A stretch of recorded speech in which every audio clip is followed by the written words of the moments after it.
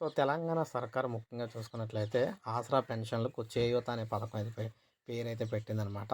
ఈ ఆసరా పెన్షన్‌ని చేయూత అని చెప్పేసి వారైతే పిలుస్తున్నారు.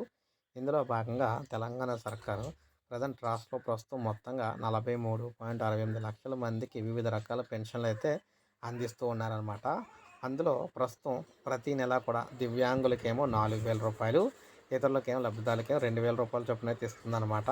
అయితే కాంగ్రెస్ అధికారంలోకి వచ్చే ముందు మేనిఫెస్టోలో దివ్యాంగులకు పింఛను 6,000కు, ఇతరుల పింఛన్లేమో 4,000కు పెంచుతామని హామీ అయితే ఇచ్చింది. ఈ లెక్కన మనం చూసుకున్నట్లయితే ఏటా 5.5 లక్షల మంది దివ్యాంగుల పెన్షన్లకు 3,960 కోట్లు, అదేవిధంగా సుమారు 38 లక్షల మంది ఇతర పెన్షన్లకు 18,240 కోట్లు కేటాయించాల్సి అయితే ఉంటుందన్నమాట.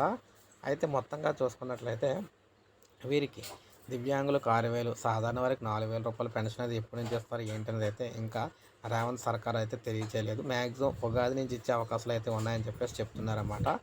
అదే జరిగి